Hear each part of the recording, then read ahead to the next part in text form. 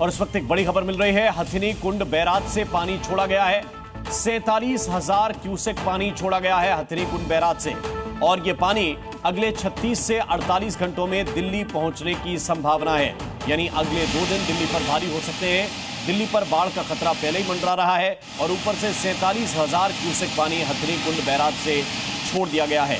निचले इलाकों के लिए पहले से ही अलर्ट जारी कर दिया गया है और अब प्रशासन की चुनौती बढ़ गई है। तो एक तरफ तो आर्थिक राजधानी मुंबई बाढ़ से जूझ रही है और वहीं दूसरी तरफ देश की राजधानी दिल्ली पर भी बाढ़ का खतरा मंडराने लगा है। दिल्ली में यमुना नदी का जलस्तर तेजी से बढ़ रहा है और निचले इलाकों में बाढ़ जैसे हालात भी हो गए और बाढ़ प्रभावित इलाकों से लोगों को सुरक्षित स्थानों तक भेजा जा रहा है। दिल्ली की सीएम खुद ग्राउंड पर उतर आई हैं और लोगों को हर संभव मदद का भरोसा दे रही हैं। लेकिन सवाल यही है कि जिस तेजी से यमुना का जलस्तर बढ़ रहा है, क्या उसी तेजी से लोगों को बाढ़ से बचाने के लिए भी काम चल रहा है? देखिए ये रिपोर्ट।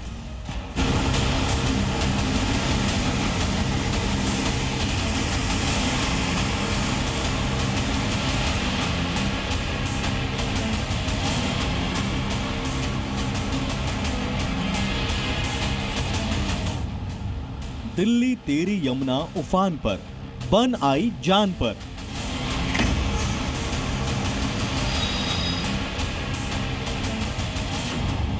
डूबती दिल्ली को बचा पाएंगी सीएम रेखा गुप्ता?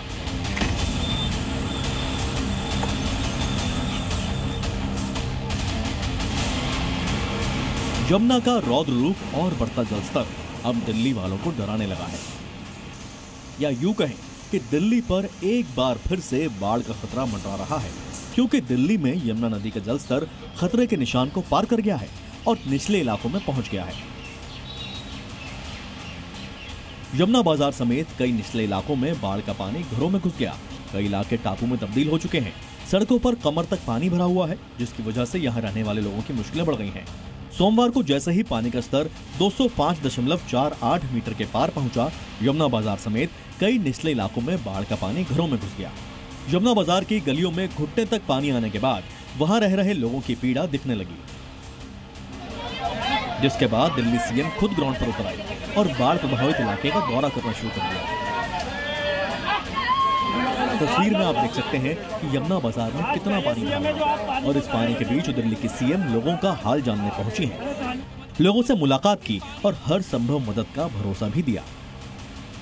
लेवल सुबह थोड़ा 206 को टच होने वाला था, तब ये पानी यहाँ तक आया है, परंतु इससे आगे नहीं आया। ये हमारे लिए सही साइन है और मैंने पूरा कंट्रोल रूम में भी चेक किया है। पूरी तादाद में जिसमें पानी आ रहा है उसी प्रकार से आगे निकल रहा है। हमने यहाँ मेडिकल रिलीफ के भी पॉइंट लगा दिए हैं। यहाँ पानी खाने की व्यवस्थाएं भी हम क्रिएट की है और जो लाइट का जो एक मेन प्रॉब्लम है उसमें हम सोलर की लाइट और यहाँ से फ्लड लाइट दे रहे हैं ताकि इन कॉलोनियों में रात के अंधेरे में दिक्कत ना हो। बुराड़ी, संतनगर, जगतपुर और वजीराबाद यमुना पुस्ता बांध पर यमुना का जलस्तर तेजी से बढ़ने लगा है, जिसके बाद मोनेस्ट्री जैसे इलाकों से लोगों ने अपनी दुकानों से सामान हटाना शुरू कर दिया है। साथ ही निचले इलाके में रहने वाले लोगों को भी सुरक्षित स्थान पर भेजा जाने लगा है।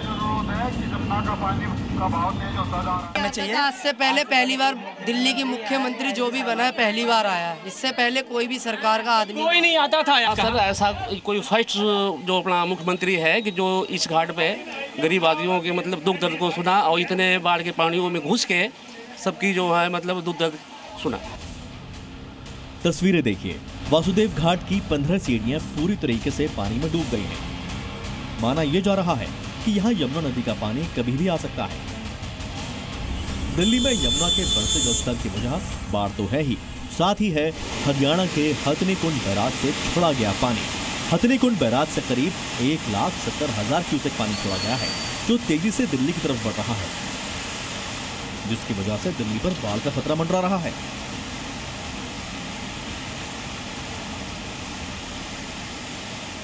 लगातार बीते 2 दिनों से देश की राजधानी में यमुना खतरे के निशान के ऊपर बह रही है, जिससे दिल्ली में बाढ़ आने का खतरा लगातार बना हुआ है। हालांकि आज सुबह की बात करें तो 5 बजे यमुना नदी का जलस्तर 205.85 मीटर था, जबकि सुबह 7 बजे ये 205.45 मीटर रह गया।